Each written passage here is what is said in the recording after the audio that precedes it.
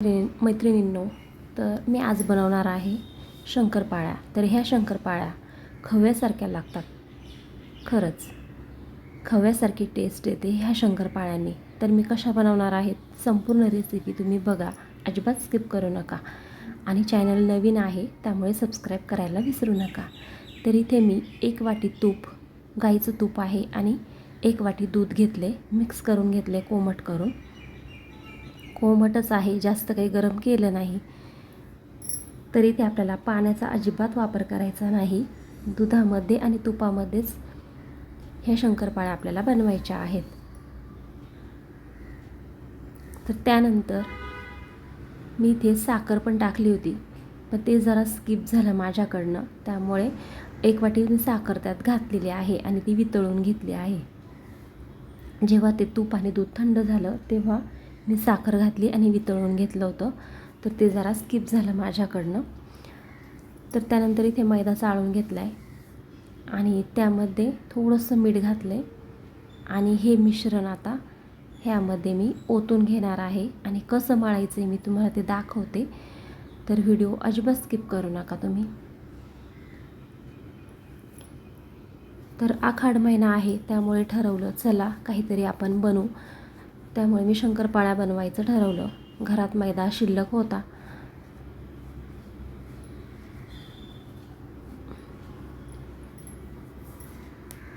तरी ते मीठ मी छान असं मिक्स करून घेते.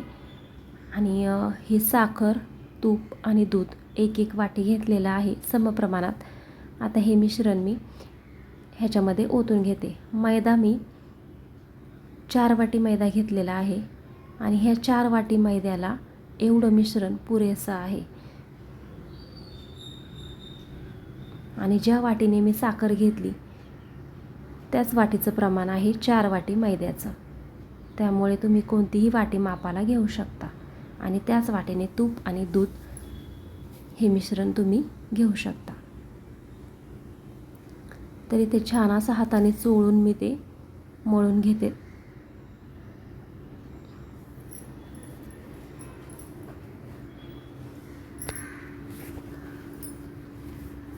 इथे बघा मी थोडं थोडं घेऊन मळते. एकदम मी काही त्याच्यात टाकलं नाही, सगळं तर लागणारच आहे, पण थोडं थोडं घेऊन मळते. त्यामुळे तर आपल्या शंकरपाळ्या चांगल्या होणार आहेत.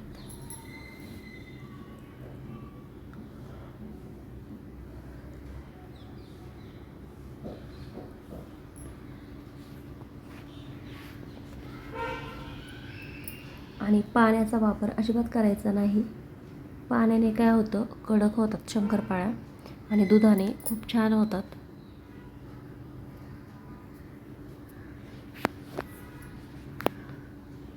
इथे बघू शकता सगळं मी वापरलेलं आहे आणि एवढ्यामध्येच ते होऊन जातं. एक्स्ट्रा काही टाकायची गरजसुद्धा नाही पडत.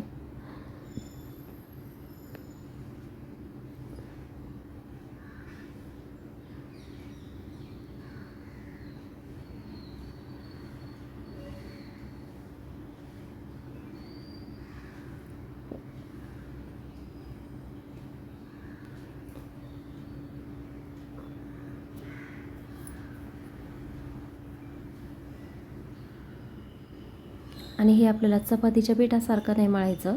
जसं की आपण पुऱ्यांना पीठ मळतो तसं मळायचं आहे. एकदम घट्ट गोळा बनवायचा आहे. त्यामुळे इथे मी हळूहळू छान असं मिक्स करून मळते.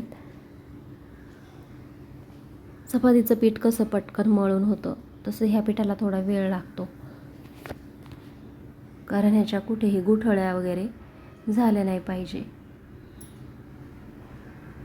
त्यामुळे ही काळजी घ्यायची. ते बघू शकता मी एक्स्ट्रा काहीसुद्धा नाही याच्यात घातलं. जेवढं मिश्रण घेतलं तेवढंच वापरलं आहे.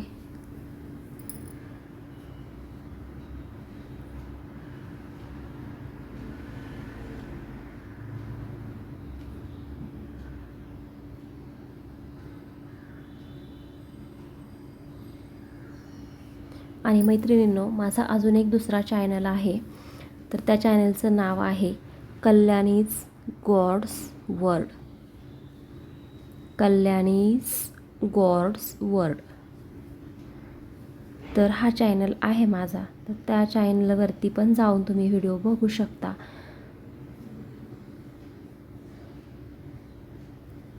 इथे छान असं पीठ मळून झालं आहे.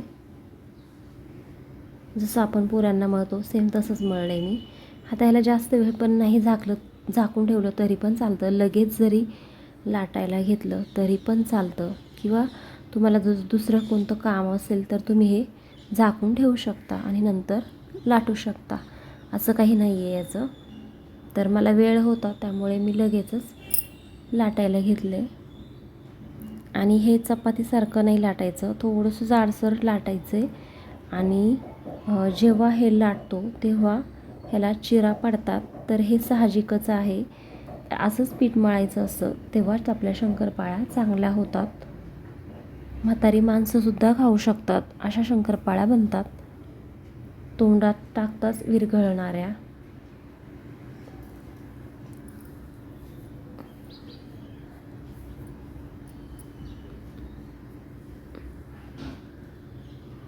इथे लाटताना मला अजिबात पिठाचा वापर लागलेला नाही. तुम्ही बघू शकता मी ते पीठसुद्धा घेतलं नाही लाटायला. तर कारण त्यामध्ये तूपच एवढं आहे जास्त प्रमाणात, त्यामुळे पिठाची सुद्धा गरज नाही पडत लाटताना. तर इथे माझ्याकडे शंकरपाळ्या करण्यासाठी हे आहे कापण्यासाठी. तर तुमच्याकडे नसेल तर चाकूने सुद्धा होतं, किंवा मग तो चमचा मिळतो. आणि हे मी घेतलं होतं तर तेव्हा मला हे 100 रुपयाला मिळालं होतं. पण सांगते एक मैत्रिणीनं, ह्याची धार थोडीशी कमी झाली आहे, त्यामुळे ह्याला डबल फिरवावं लागतं आहे. ह्याला 2-3 वर्ष झाले, त्याच्यामुळे त्याला जी धार असते तर ती कमी झाली आहे. त्यामुळे चाकूने केलेल्या कधी पण चांगल्या होतं पटकन कापून, पण हा प्रॉब्लेम आहे याचा, त्याची धार उतरते. तर इथे मी आता ह्या सगळ्या सुट्ट्या करून घेते अशा पद्धतीत. आणि ह्या एकावर एक जरी टाकल्या तरी पण ह्या चिटकणार नाही, कारण ह्याच्यामध्ये तुपाचं प्रमाण जास्त आहे. त्यामुळे मी एकाच ताटामध्ये सगळ्या काढून घेणार आहे. आणि काय होतं की कॅमेरा पकडायचा आणि ह्या गोष्टी करताना मग ते आपल्या पदार्थाला खराब हात लागतो मोबाईलचा. त्यामुळे थोडंसं मी स्किप केलं आहे इथे, बघू शकता. कारण नंतर मला ते तळताना वगैरे नाही एवढं शूट घेता आलं. कारण तेच आहे, गॅसपाशी तर मोबाईल पकडायचा, तळणीचं काम आहे, भाजण्याची दाट शक्यता असते. त्यामुळे मी थोडंसं स्किप झाले माझ्याकडनं ते. तर इथे मी आता कढई ठेवली आहे. आता तेल टाकून घेते आणि तेल छान गरम झालं की मीडियम आचेवरती मी ह्या सगळ्या शंकरपाळ्या तळून घेणार आहेत. तर फुल गॅसवरती जर तळल्या तर वरून तळल्या जातील आणि आतमध्ये कच्च्या राहतील. त्यामुळे मी मीडियम गॅसवरती ह्या सगळ्या शंकरपाळ्या तळून घेणार आहे.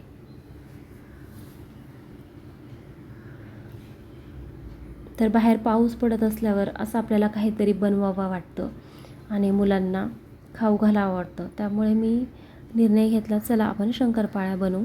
तर माझी बुंदी पण करून झाली 2 दिवस अगोदरच. त्याचं काही मी शूट घेतलं नाही. मग ह्याच कारणामुळे पकडायला घरात कोण नसतं आणि मुलं काय कॅमेरा पकडत नाही, त्यामुळे मग ते शूट घेता येत नाही. पण खूप छान अशी बुंदी तयार झाली होती.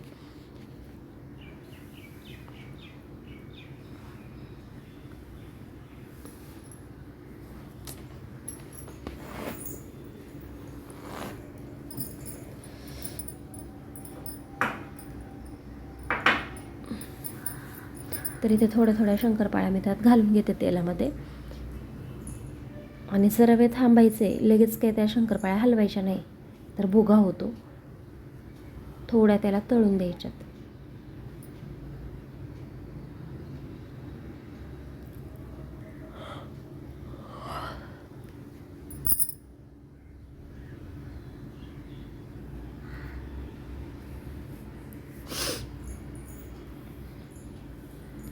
तर ह्या पद्धती शंकरपाळ्या नक्की करून बघा. खूप छान अशा शंकरपाळ्या माझ्या तयार झाल्या. तुम्हाला मी दाखवते पुढे.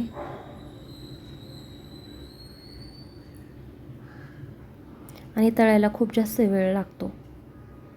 करायला नाही वेळ लागत, पण तळायला खूप जास्त वेळ लागतो. तर इथे सगळ्या बनवून तयार झाल्यात. थंड झाल्यावरती मग डब्यामध्ये ठेवून देणार मी. इथे बघू शकता खूप छान अशा शंकरपाळ्या झाल्यात. तर ह्या पद्धतीत करून बघा आणि चॅनलला सबस्क्राईब नक्की करा. धन्यवाद.